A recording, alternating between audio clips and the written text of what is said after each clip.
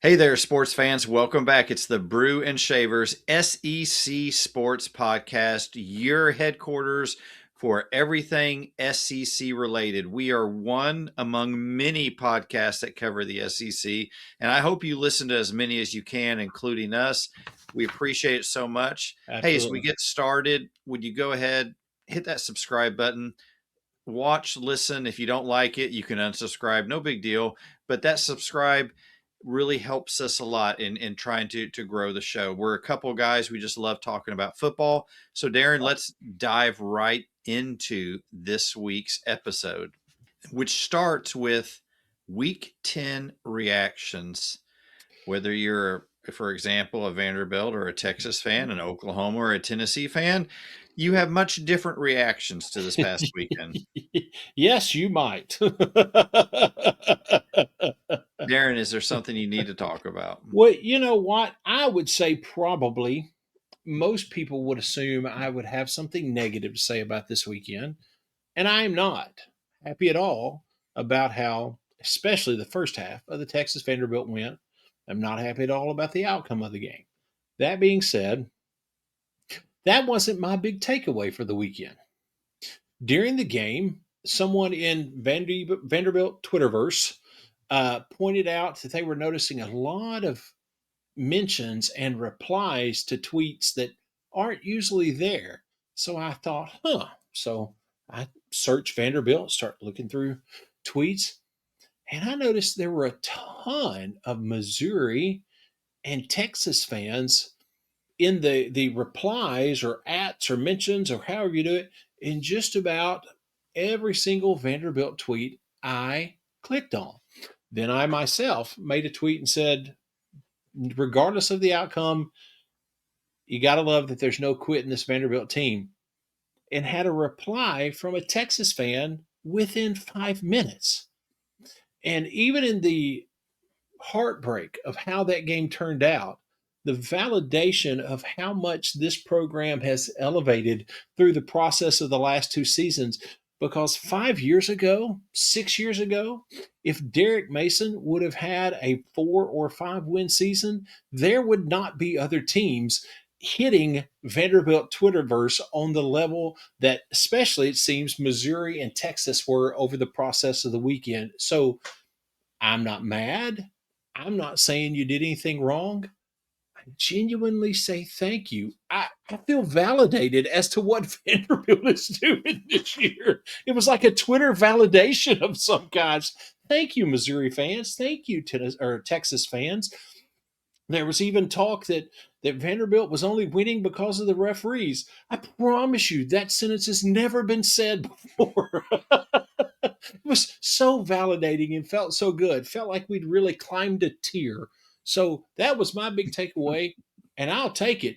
Congratulations, Vanderbilt. Congratulations, Clark Lee. Even in the midst of a horrible defeat that was not okay, be very clear, no such thing as moral victories. Even in the midst of that, there was still this moment of, wow, this program is climbing. I'll take it. It's certainly a magical season. Absolutely. I go back to that game, Darren. What stuck out to me was the conversion on 4th and 19. Absolutely. Phenomenal. Absolutely. It really does show that there is no quit. Even in that dire of a circumstance, there is no quit in this team, and you got to love that. Yeah. I tell you, one other real quick, this is not necessarily a takeaway, Sure. but a shout out on our YouTube world. We love people commenting, love to get the comments and people giving us their picks for the week and everything.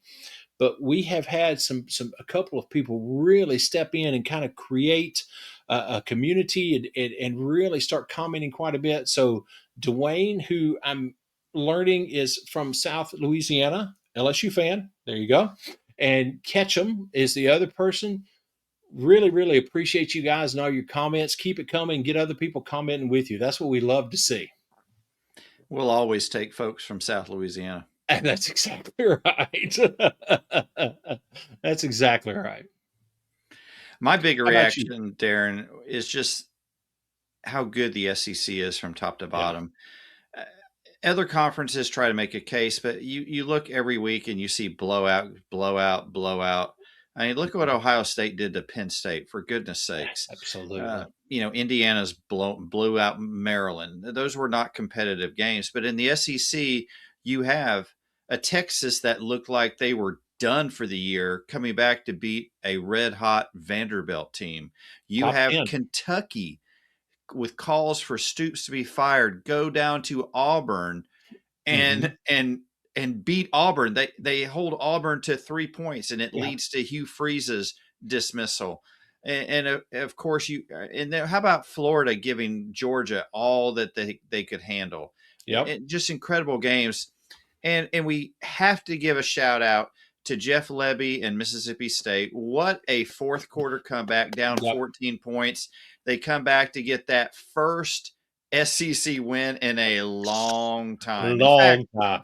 In fact, Mississippi State, Kentucky both picked up their first SEC wins of the season That's right. on Saturday. So congratulations to both of them. It's just a reminder, Darren, of how deep this conference is. You look at Oklahoma, and Yep. there were questions about Oklahoma. Is John Mateer, since his surgery, is he the Yep. same player? Well, they go on the road on a Saturday night in Knoxville in a hostile environment and beat Tennessee. Yep. So it's hard to find a conference top to bottom that is more balanced and more exciting than the SEC. Agree completely. That's a great point, a great takeaway. Let's look at this week's power rankings. A little bit of change on both of our lists. We both have the Aggies Yeah. still at number one, Alabama at two, Georgia three, Ole Miss at four. And we have a newcomer to our top five. We lost Ah, Vanderbilt. Sorry, Darren. yeah. But to me, for my 2 cents worth, the moving up Texas was not solely about beating Vanderbilt. I mean, there is a thought process there of you beat the number 5 team, you take the number 5 team's spot. But then you also look at, I mean, Texas. It's kind of crazy to say with 2 losses you thought they were absolutely done. But when you look at what they've done throughout the process of the season, this really was the season that kind of catapulted them from, oh, is it going to be 3 losses? Is it going to be 5 losses? To, hey, this could be a playoff team. So even though it wasn't the greatest first part of the season, they still didn't implode throughout the first part of the season. They still got some nice wins, and now they got a win over a top 10 Vanderbilt. And I think they deservedly are in the spot of the fifth best team in the conference. Yeah. Yeah. Yeah, I agree. I agree. Texas has done enough to break into the top five and the Yep, power rankings. This week, another full slate of games could disrupt these power rankings. absolutely. A&M's going to Missouri. Alabama's got a wounded LSU team that's still coming off of a absolute crazy week in Baton Rouge. Brian Kelly's dismissal, Joe Sloan's dismissal. Hmm. Uh, how about the athletic director? Yeah, Scott Woodward, yeah, who is Louisiana through and through. I mean, absolutely. grew up here, went to LSU, and because of some personal thing between him and the governor, he no longer Yeah, has a job. the governor's desire to be de facto AD. I don't know what's going on there, but anyway. Yeah, I think a lot of things got convoluted there, Yeah, and I the agree. rest of the country looks down and says, "Oh, LSU is just what a mess." No, it's Louisiana. Yeah, We do things a little differently here, but it's not the mess that people think it is.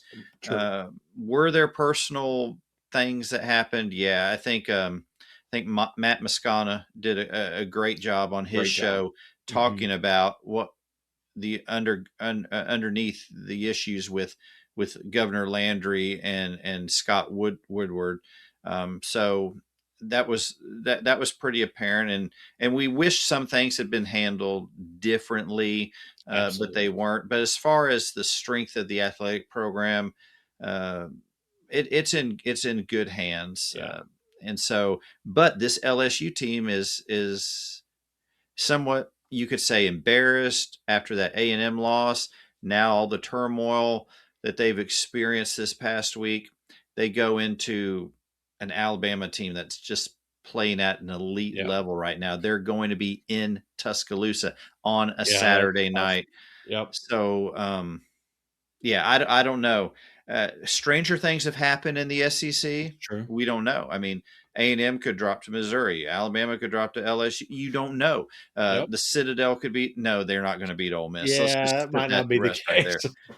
And then all these teams, A&M may blow out Missouri. Alabama may blow out LSU. You That's know, right. it's just it's SEC football. Uh, Well said. That's it. No argument. No. I have the only thing honestly that popped into my head was while you were saying it's not the mess that everybody from the outside looking in. Have you seen this week's SEC shorts where they show the plane leaving Oxford and says, wait a minute, we have an announcement from our governor. It says, oh, he just hung a Yui, and the plane goes back to Oxford on the map. I thought that was Brilliant. pretty funny. That is brilliant. So I don't know. Those guys are I got to find a fantastic. way to punch your buttons today to get in an argument with you. Let me think. Diego's just not that good. All right, see, that's it. Oh, look, there's been an emergency broadcast. It just ended. We interrupt this message or this broadcast. Let's move into our 4-down territory. At some point, I may find a way to get Darren angry. It That's hasn't right. happened yet, but Not yet. I'm gonna keep pushing. 4-down territory. We look at this past week, all the games. Darren, who's your brown bag pick? The dreaded brown bag. I think we have to look outside of football, but still very much intertwined with football to find the brown bag this week. The brown bag to me this week is YouTube TV and ESPN. That's the brown bag for the week. In the middle of football season, a contract expires and you can't work it out. Uh, in the words of Roscoe P. Coltrane, shame, shame, everybody knows your name, to both sides. Whatever side you fall on, absolutely unacceptable. Um, and as somebody who's, I mean, literally from 8 a.m. till what 11:30 p.m.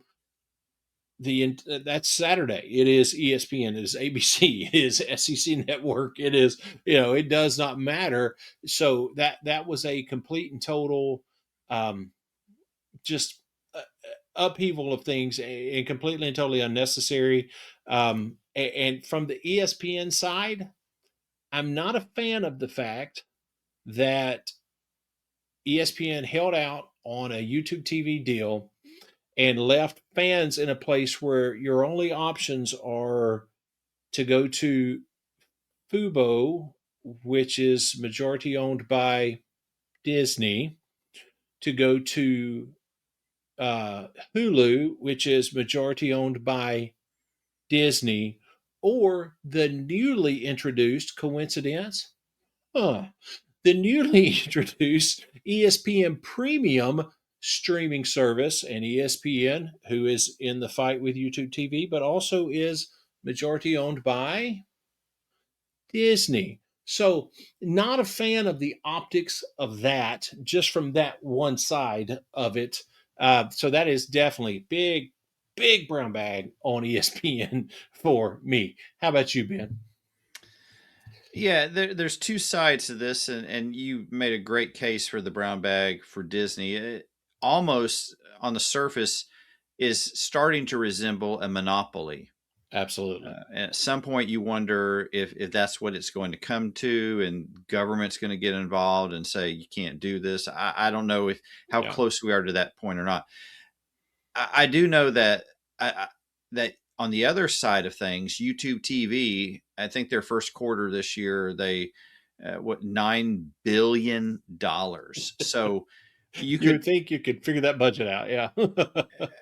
one thing we can say about both sides, and yeah, how much is enough? Absolutely. Wasn't it one of the Rockefellers when he was asked that question, how much is enough? He said just a little bit more. Yeah, exactly. So how much is enough here? How many Yep. more billions of dollars do we have to? And what's happening here is it's the viewers who are being affected by this, Exactly. uh, who most of them who subscribe to these streaming, like us, uh, get up every day and go to work, and you go to Exactly. work to provide for your family, pay your bills, and you like to have a little bit of entertainment. And if college football is something that you love, particularly SEC football, suddenly you're scrambling. Now YouTube TV, who has done a great job with the multi-view, being able to watch 4 games at once, has really done a good job, but now they take it away from you. And I just wonder, YouTube TV, is there something they could have done? Is there some sort of concession they could have made? I don't believe either one of these companies is going to go broke, depending on how the deal is done. There's a lot of talk about paying fair market value. Uh, I think at some point, you think about how the PR, the great PR move YouTube TV could have done, is said, you know what, we are unhappy with this deal, but we're not going to interrupt your college football season. We're gonna find a way to come back to the table and negotiate. Maybe they they make it. I don't know. They do something, but it just seems like neither company is really cares about the consumer. Disney is using it as an opportunity for, like you said, Darren. Hmm. Look at all these other options we have for you that we all own. Exactly. That we So own. Exactly. yeah. Well said. That's something honestly I hadn't even thought about, but I think that's well said. What a great move it would have been to kind of put themselves in the driver's seat too. If YouTube TV would have said, we've offered a 60-day extension or whatever to ESPN. We'll discuss this after the first of the year, or 90-day extension, whatever. That would have been a great move, Yeah. and been great for us as fans. Yeah. Yeah, unfortunately, these companies are mimicking Congress right now, that is continuing to keep our country in a shutdown. Uh, And sit and argue. and it's always the hardworking Americans that Yep. pay the price for it. It's not the people in high positions, and it's not the executives at these companies. Absolutely. Well said. You will not get me to argue with that. Well said. Let's move on to our post game quote of the week. Darren, you had several to choose from. What did you settle on for this week? And I want to preface this by saying this is not an attempt to dogpile or anything like that. Like, I feel like this is a quote that really shows a coach that understood where he was and what the climate of college football is, especially SEC football today. And he stated it before it even happened. So very short clip, but let's see, when asked about where he felt things were at Auburn, what Hugh Freeze had to say. You kind of touched on it, but for the fans here that want to change a leadership with this program, what is your direct response to them in this moment of frustration? Well, I wish I could ask for patience, but that's not really something that people want to give in this day and time, and I understand that.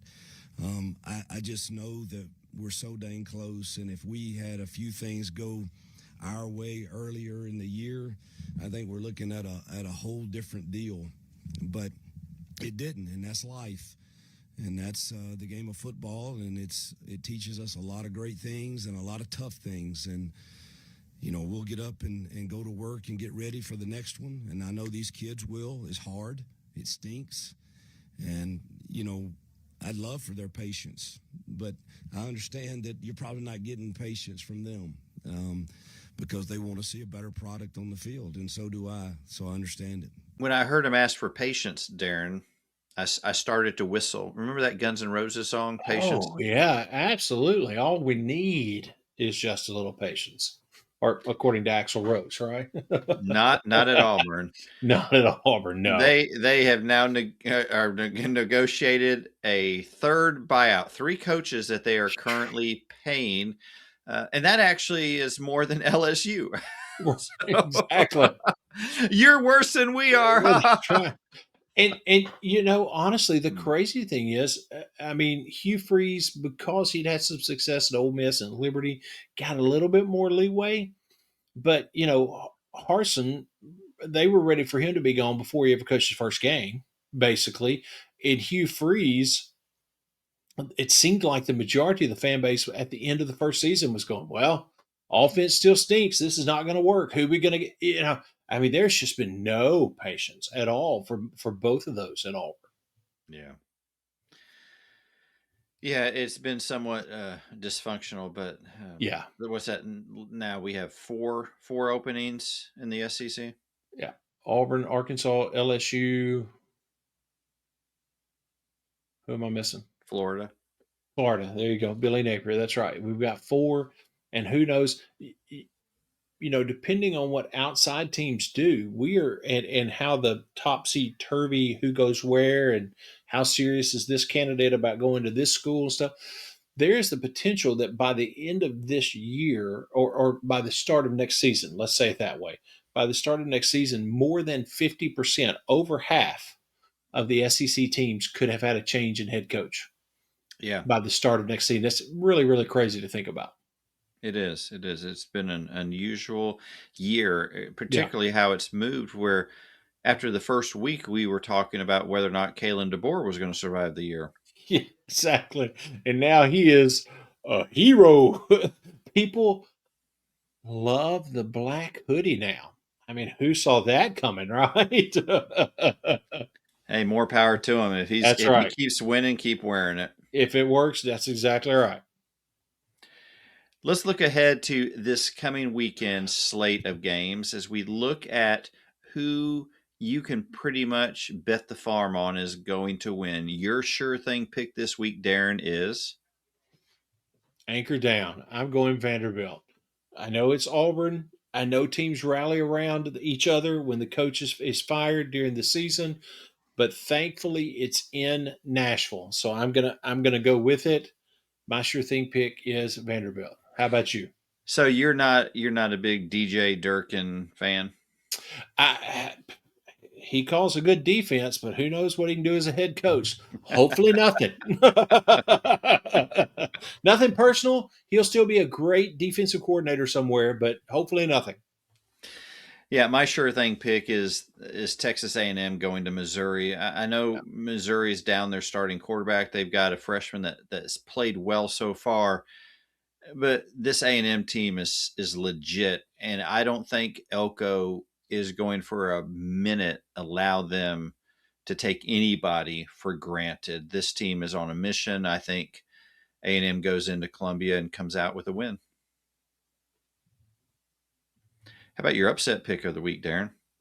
I think you're wrong. I think Columbia is a tough place to play. I have serious respect for A&M and what they have done. However, this is going to be the game where they either show this is absolutely for real or it drops off. Even if it's just for a game, it drops off. This Missouri team is also for real. Yes, they have a freshman quarterback, but when he came in, he showed he could throw the rock. Um, they don't have any film to study on him. The offense is going to be different. Eli Drinkowitz can scheme an offense. Got to give him that. In addition to his dark force powers, he can scheme an offense. So I think all of those factors put together, A&M is primed for an upset, and I think Missouri can pull it off. That's my upset pick of the week. Well, just since you opened the door there, let's talk about Auburn Vanderbilt. Auburn is one of three programs defensively who's not given up more than 24 points in a game. That's saying quite a lot considering how woeful Auburn's offense has been. I don't know if they're going to score a bunch of points against Vanderbilt, but we're going to see how much this team loves DJ Durkin, and his defensive players are going to step up for him. Diego's going to have his hands full. Can they contain the Diego Pavia magic? We're going to see. I think Auburn somehow finds a way to claw out a big upset in Nashville this week. I refuse to create an announcer's curse and state Diego's record against Auburn. I'll just leave that unsaid, but everybody's entitled to their opinion, even if it's wrong. Everybody's entitled to their opinion. Well, that's just me countering your passive aggressiveness by being passive aggressive myself, since you said I was wrong. It's just, here's the thing. You would have a much more, if it were in Auburn, it would scare me a whole lot more, even though, not to say that it doesn't scare me, because I am still a Vanderbilt fan. Still scares me. And I think my pick would be absolute nonsensical if the Mizzou A&M game was at Kyle Field. Truthfully, that wouldn't even be a realistic conversation. I mean, it borders on realistic now. I own up to that. It borders on realistic now, but it would be way out in left field of realistic if it was at Kyle Field. Yeah.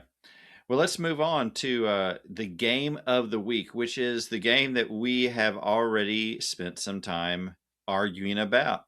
Texas A&M and Missouri. A&M undefeated, Missouri 2 losses.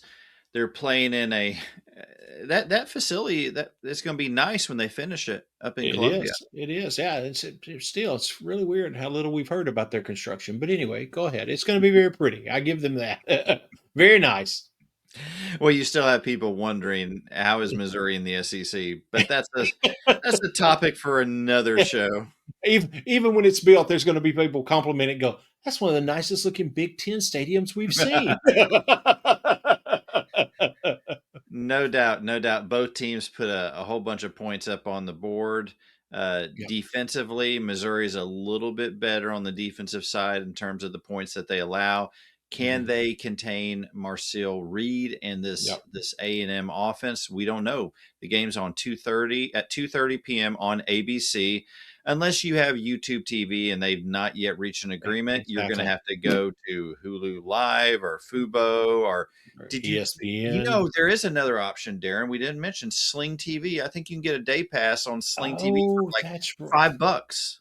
That is the direction everybody should go. So vote independent. Go to Sling That's TV. Right. Well said. That's exactly right. Go with the third party. I think one of the big things this game is going to be quarterback play. And I know that almost seems silly, like, oh, really? You're really throwing out the analysis there. But I think it's an even bigger component than normal, because this defense of Missouri has the ability to slow other offenses down. They show that by the amount of points that are the few amount of points that they allow, not only in points, but also in total yardage. They do really, really well. They're in the top half of they are the number one team in the country as far as in the conference as far as yardage allowed. They've allowed fewer than anybody else, less than 250 yards a game so far this season. So if they scheme correctly and confuse Marcel Reed, put a spy on him, and I know all of these are things that people go, oh, well, that's what everybody has talked about. But I think this defense has some of the components that would possibly allow them to do that. That being said, even if they do that, their quarterback has to come out and not be afraid of the moment and not be afraid of the game. He's going to have to be a freshman that is accurate, takes care of the ball, and throws for over 300 yards, because they're not just going to run on this Texas A&M defense the way they have other defenses so far this season. They're going to have to use the pass to open up the run, and he will have to have a nice game where he protects the ball throughout the process of the game and doesn't turn it over. Yeah. Unfortunately, Missouri didn't get the night game for this. 2:30 afternoon game. Weather's not going to be a factor here. It'll still be 65 degrees even at 2:30 in the afternoon. So. But A&M already went up to South Bend and pulled out a huge victory in a night game up there. So I think the Aggies win this. It's going to be a very, very fun game to watch. Yeah, I think. That does it for the show this week. Darren and I are still struggling with our friendship, but I think we're going to work things out. We're going to figure it out. That's right. But if we don't, then you won't see any new episodes. So be sure to hit that subscribe button so you don't have to you don't have to guess. Sleepless nights on the edge of your seat. Is there going to be any more episodes on the Brew and Shaver Sports Podcast, SEC Sports Podcast? And I think there will be. So until that time comes, enjoy football this week and be Yes. sure to take care. Have a great week.